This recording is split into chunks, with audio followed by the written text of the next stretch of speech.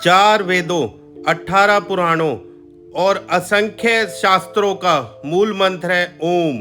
सनातन धर्म की नींव जिस महामंत्र पर पड़ी वह ओम ही है। ओंकार की गूंज यूं तो भारत के कण कण में सुनाई देती है, लेकिन इसी भारत भूमि पर एक तीर्थ ऐसा भी है जहां साक्षात ओम के दर्शन होते हैं। भगवान शंकर का पावन धाम ओमकारेश्वर, जहां नर्मदा और कावेरी जैसी नदियों मिलकर ओम आकार का एक टापू को रचना करती है। और आइए भगवान भोलेनाथ के इस पावन धाम की यात्रा आरंभ करते हैं। ओमकारेश्वर ज्योतिर्लिंग मध्य प्रदेश में पवित्र नर्मदा नदी के तट पर स्थित है। इस स्थान पर नर्मदा के 2 धाराओं में विभाजित हो जाने से बीच में एक टापू सा बन गया है।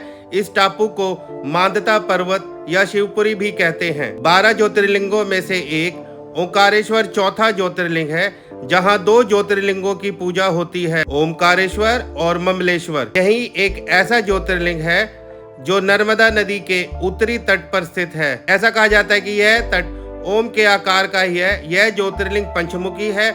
लोगों का मानना है कि भगवान शिव तीनों लोकों का भ्रमण करके यहाँ विश्राम करते हैं। तभी शिव जी की शयन आरतियां होती है।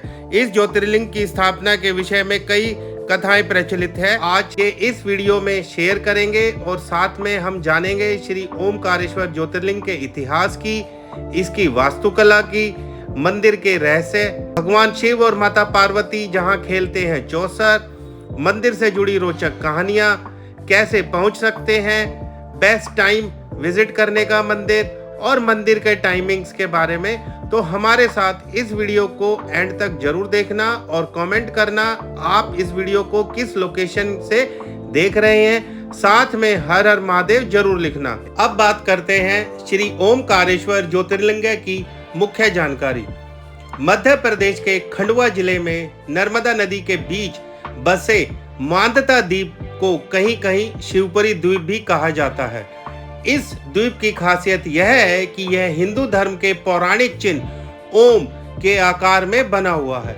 ओम वर्ण में जिस स्थान पर चंद्र बिंदु है, उसी जगह पर ओंकार पर्वत पर श्री ओमकारेश्वर ज्योतिर्लिंग मंदिर स्थित है। इस जगह भगवान के मुख्यतः 2 मंदिर हैं, जिन्हें हम श्री ओमकारेश्वर ज्योतिर्लिंग और ममलेश्वर ज्योतिर्लिंग के नाम से जाने जाते हैं। ममलेश्वर ज्योतिर्लिंग मंदिर नर्मदा नदी के दक्षिण तट पर स्थित है। इन दोनों ही ज्योतिर्लिंगों को एक माना गया है। ओमकारेश्वर का निर्माण नर्मदा नदी से स्वयं ही हुआ है। नर्मदा नदी को पौराणिक ग्रंथों में बहुत ही पवित्र नदी माना गया है। ओम शब्द का प्रयोग सबसे पहले सृष्टिकर्ता ब्रह्मा के मुख से हुआ था। इसी ओम शब्द का भौतिक विग्रह ही ओमकारेश्वर क्षेत्र है।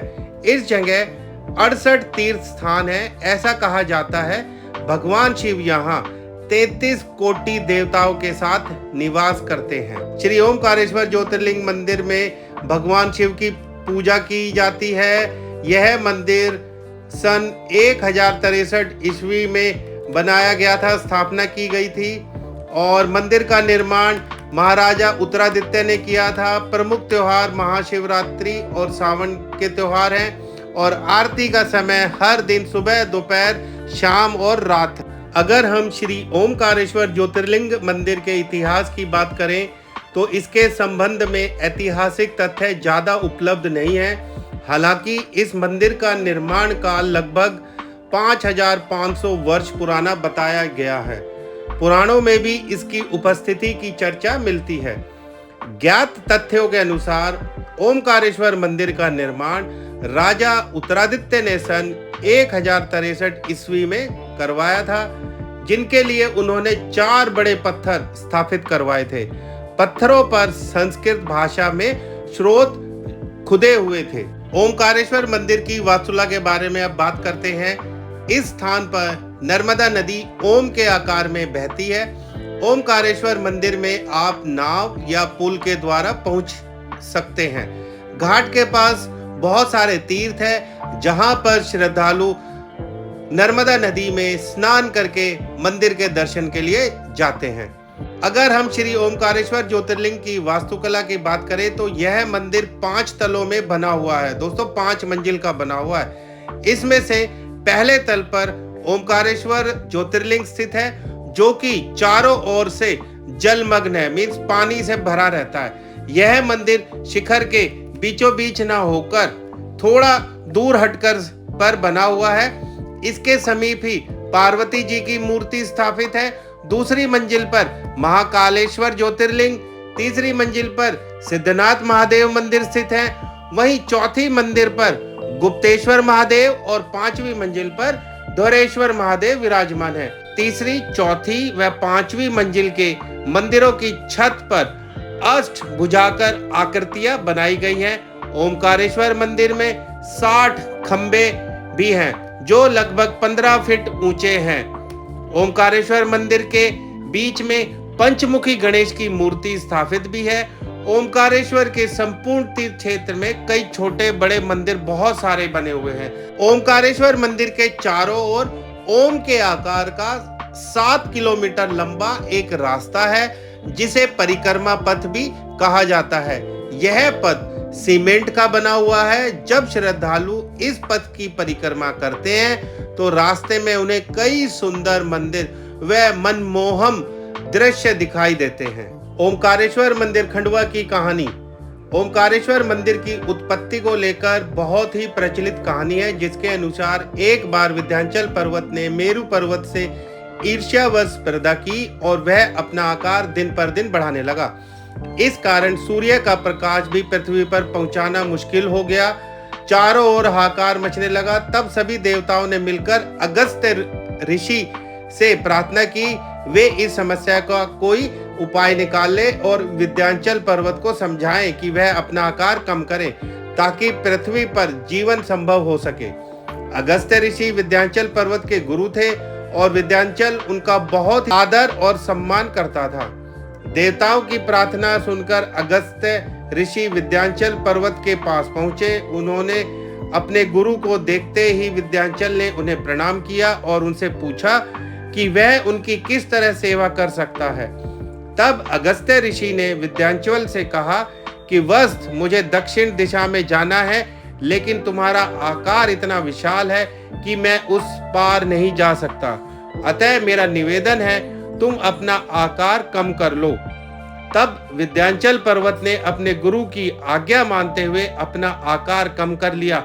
अगस्त्य ऋषि ने दक्षिण दिशा की ओर जाते हुए विंध्याचल को निर्देश दिया कि जब तक मैं वापस लौट कर ना आऊं तुम इसी तरह झुके रहना।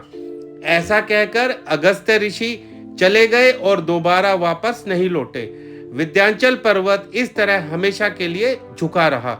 विंध्याचल की गुरु भक्ति देखकर भगवान शिव प्रसन्न हुए और उसे वरदान देने के लिए वहां उपस्थिति हुए तथा विंध्याचल ने भगवान शिव से अपार बुद्धि के साथ साथ वहीं पर निवास करने का वरदान मांगा, जिसे भगवान शिव ने स्वीकार कर लिया। जब भगवान शिव ने विंध्याचल को वरदान दिया, तब तक वहां कुछ ऋषि मुनि पधारे और उनसे ही प्रार्थना पर भगवान शिव ने अपने शिवलिंग को 2 भागों में बांट दिया, जिनमें से एक ओमकारेश्वर कहलाया और दूसरा ममरेश्वर कहलाया। इन दोनों ही शिवलिंग का स्थान अलग अलग है, मगर दोनों की सत्ता एक ही है। आइए अब हम बात करते हैं ओमकारेश्वर मंदिर से जुड़े हुए कुछ अद्भुत व अनूठे रहस्यों के बारे में। यहाँ पर ओमकारेश्वर दर्शन के बिना अधूरे हैं सभी तीर्थ। दोस्तों, हम चाहे कितने भी तीर्थ कर ले, अगर जब तक हम ओमकारेश्वर ज्योतिर्लिंग के दर्शन नहीं करते तब तक हमारे सारे के सारे तीर्थ पूरे नहीं माने जाते हैं। इसलिए ओमकारेश्वर के दर्शन करने बहुत ही जरूरी है। दूसरा एक और रहस्य है जो यहाँ पर है, वो है ओमकारेश्वर मंदिर भगवान शिव और माता पार्वती खेलते हैं चौसर। दोस्तों, ये भी बहुत ज़्यादा एक रहस्यमय है, तो जो आप लोग यहाँ आए तो यहाँ पर इसके बारे में भी जानकारी निकालें। चलो अब बात करते हैं ओमकारेश्वर में कौन कौन सी नदी है। ओमकारेश्वर में सबसे मुख्य नदी नर्मदा है, जिसमें स्थित द्वीप पर श्री ओमकारेश्वर ज्योतिर्लिंग स्थित है।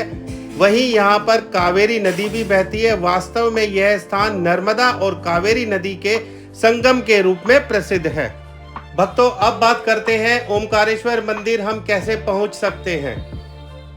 दोस्तों, श्री ओमकारेश्वर ज्योतिर्लिंग की यात्रा आप रेल मार्ग सड़क मार्ग और वायु मार्ग से भी की जा सकती है। अगर आप ट्रेन के द्वारा ओमकारेश्वर मंदिर पहुंचना जाते हैं तो आप या तो इंदौर या खंडवा स्टेशन तक ट्रेन से सफ़र कर सकते हैं। उसके बाद आप बस के द्वारा ओमकारेश्वर मंदिर तक पहुंच सकते हैं। खंडवा से ओमकारेश्वर मंदिर 72 किलोमीटर दूरी है, वहीं इंदौर स्टेशन से यह 78 किलोमीटर की दूरी पर है।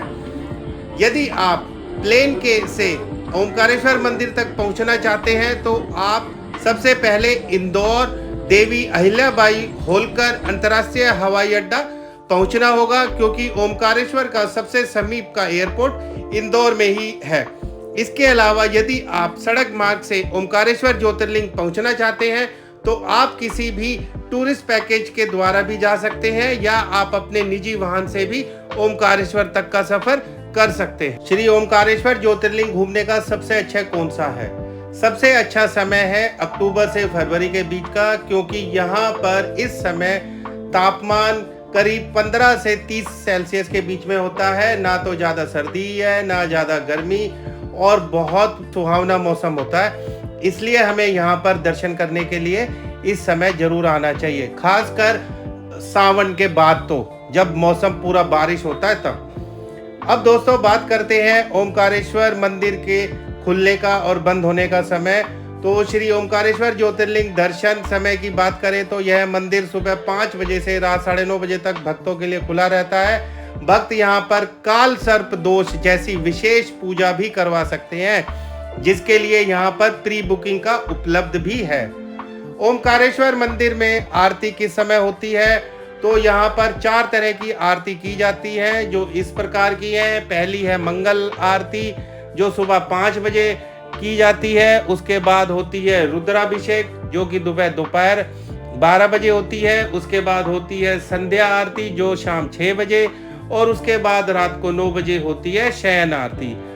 12 ज्योतिर्लिंगों में से एक ओमकारेश्वर महादेव मंदिर भक्तों की मनोकामना पूर्ण करने वाला है।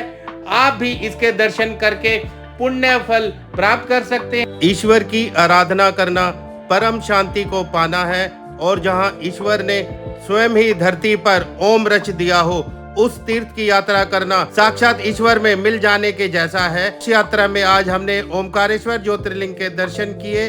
यात्रा में आगे भी हमारे साथ बने रहिए और विश्वास कीजिए, पृथ्वी से स्वर्ग तक जो एक स्वर गूंजता है वो है